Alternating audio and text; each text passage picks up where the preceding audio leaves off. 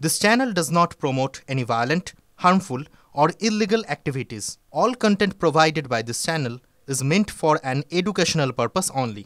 তিলোত্তম ধর্ষণ খুন থেকে ভুরি ভুরি দুর্নীতির অভিযোগ উঠছে এক্ষেত্রে একটার পর একটা দুর্নীতি সামনে চলে আসছে এবং সেই দুর্নীতির বহর কিন্তু এক্ষেত্রে কম নয়। বিচারের দাবিতে আন্দোলনের ঝড় উঠেছে আপনারা জানেন।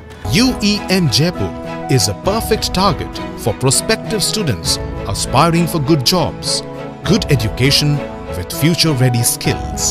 টানা আন্দোলনে কিছুটা কোণঠাসা হয়ে কি শাসক পাল্টা দিতে মরিয়া? এই প্রশ্ন পরিস্থিতি বলছে, সময় বলছে। তার কারণ আন্দোলনকে নিশানা করতে বিতর্ক বাড়িয়ে দিচ্ছেন শাসক দলের নেতাদের একাংশ। পাল্টা আন্দোলনকারী চিকিৎসক থেকে বিরোধী শিবির তারাও কিন্তু এই গোটা বিষয়টায় শাসক দলের তাদের জবাব দিতে ছাড়ছেন। একবার দেখুন। একদিকে সরকার, অন্যদিকে আন্দোলনকারী চিকিৎসকরা, দুই শিবিরের বেনজির সংঘাত এখন টক অফ দ্য টাউন। ধৈর্য ধরাটাও একটা পরীক্ষা, ধৈর্য ধরবো। আমরা বড়, ছোটদের ক্ষমা করে দেওয়াই আমাদের চিরকাল নিয়ম। এটা সৌজন্য। বলবো রিকোয়েস্ট করে আপনারা কাজে যোগ দিন, আমার এটুকু আহ্বান থাকবে। ধৈর্য ধরার কথা, ক্ষমা করে দেওয়ার কথা বলছেন মুখ্যমন্ত্রী, কিন্তু তৃণমূলের বিধায়ক কিংবা নেতারা তারা ধৈর্য ধরছেন কই, উল্টে ফোঁস করছেন কিংবা সরাসরি আক্রমণের পথে হাঁটছেন। তৃণমূল সাংসদ পেশায় আইনজীবী কল্যাণ বন্দ্যোপাধ্যায় আন্দোলনকারীদের কাঠগড়ায় দাঁড় করাতে গিয়ে বেনজির আক্রমণ করে বসলেন।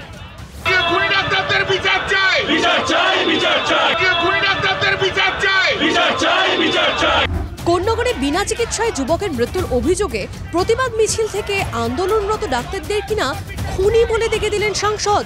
যদি চিকিৎসক খুনি হতেন তাহলে কিছুদিন আগে পুলিশ মহাশয়া তিনি হঠাৎ অসুস্থ হয়ে পড়েন, তার অ্যাসমার অ্যাটাক আসে। আমরা এখানে তড়িঘড়ি সবাই চেষ্টা করি কোনো মতে একটা ইনহেলার জোগাড় করা হয়, তাকে তার চিকিৎসার জন্য পাঠানো হয় এবং আমাদের এখান থেকে ডাক্তাররা যান যাতে তিনি সঠিকভাবে নিয়ে যান। মানুষের এই যে আন্দোলন, এই গণ আন্দোলনের স্পিরিটকে ওনারা অপমান করছেন। তারা তাদের ইগো, তাদের গো নিয়ে চলছে।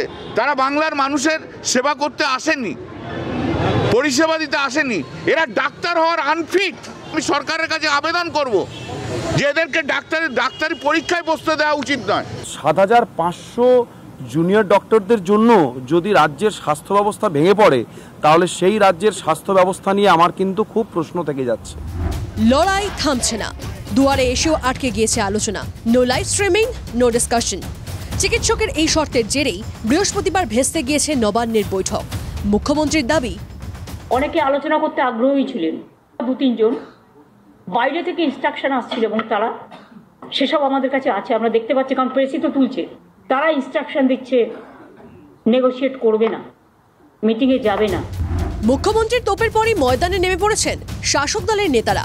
ফাঁকা নবান্ন সভাঘরে মমতা বন্দ্যোপাধ্যায়ের বসে থাকার ছবি পোস্ট করে তৃণমূল কাউন্সিলর অরূপ চক্রবর্তীর মন্তব্য, পশ্চিমবঙ্গের সিপিআইএম এর বিধায়কদের সাথে মুখ্যমন্ত্রীর একান্ত সাক্ষাৎ। আপনারা বলছেন নন পলিটিক্যাল, সিপিএম এর লোকেরা ওখানে বসে থাকছে। বিজেপির উত্তর কলকাতার যুব সভাপতি দল বল নিয়ে সেখানে গিয়ে নানা রকম রসদবিলি করছে। সিপিএম পন্থী যারা তারা ঢুকছেন, যারা নকশালপন্থী আন্দোলনের সঙ্গে তারা ঢুকছেন। আগাম গেয়ে রেখে তারা প্রমাণ করছে যে এই আন্দোলনকে ভাঙার জন্য তাদের সরকার পক্ষের যে চেষ্টা ফাঁক রাখছে না। তিলোত্তমার মৃত্যু গোটা রাজ্যকে নাড়িয়ে দিয়েছে। রাত দখল হয়েছে, পথ দখল হয়েছে, বৃষ্টি মাথায় নিয়ে আন্দোলনের ঝাঁজ বাড়ছে। শুধু চিকিৎসকরাই নন, আমজনতাও তাদের পাশে দাঁড়াচ্ছেন।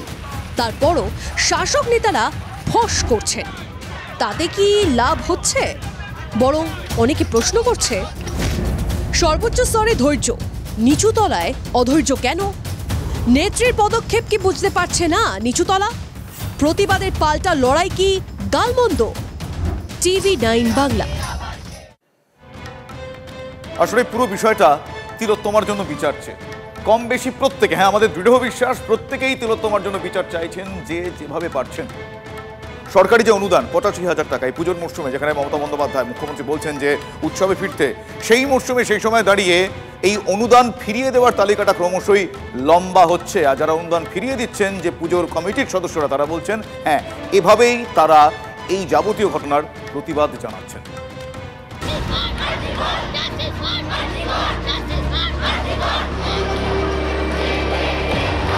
একদিন দুদিন নয়, তিলোত্তমার জন্য বিচার চেয়ে ১ মাসের ওপর পশ্চিমবঙ্গবাসীর আন্দোলন দেখেছে গোটা দেশ।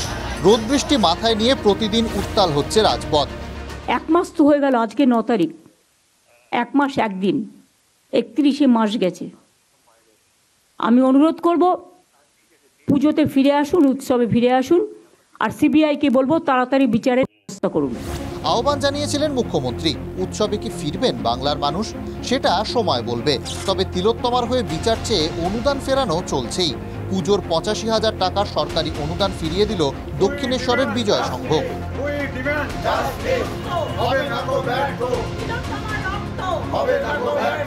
আড়ম্বরহীন পুজো করব এবং আমরা উৎসব করব না, আমরা পুজো করব।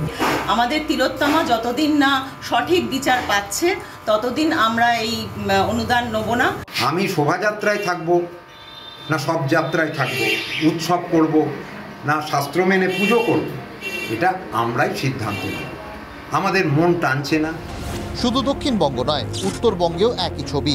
অনুদান ফিরিয়ে প্রতিবাদের একই পথে হেঁটেছে শিলিগুড়ির হাকিমপাড়ার আহ্বান পুজো কমিটি। 1 মাসের মধ্যে কোনো কাউকে গ্রেপ্তার করা হলো না, কিচ্ছু করা হলো না। এবার সরকার যে অনুদানটা দিচ্ছে এই মুহূর্তে ওটা নিয়ে আমাদের এই পুজোতে কাজে লাগাতে একটুকু ইচ্ছে নেই। যখন গত বছর সরকারের অনুদানটা পেয়েছিলাম আমাদের পক্ষে ওটা মানে সুষ্ঠু মতন করতে সুবিধে হয়েছিল। এই মুহূর্তে যেহেতু আমরা আর নিয়ে দেবো না, আমাদের একটু কষ্ট হবে। আমরা এই পুজোটাকে তিলোত্তমার উদ্দেশ্যে আমরা ডেডিকেট করছি। অনুদান ফেরালে পুজো করতে কষ্ট হবে, কিন্তু সেই কষ্ট তিলোত্তমার চলে যাওয়ার যন্ত্রণার থেকে বেশি নয়। সরকারি অনুদান ফিরিয়ে বলছেন পুজোর উদ্যোক্তারা। একই কথা বলছেন চন্দননগরের আলোক ব্যবসায়ীরাও। থিমের পুজো মানেই চন্দননগরের আলোর খেলা। গত মাসে প্রয়াত হয়েছেন স্বামী। আলোর ব্যবসা দেখাশোনা করছেন স্ত্রী চিত্রলেখা ও তার মেয়ে।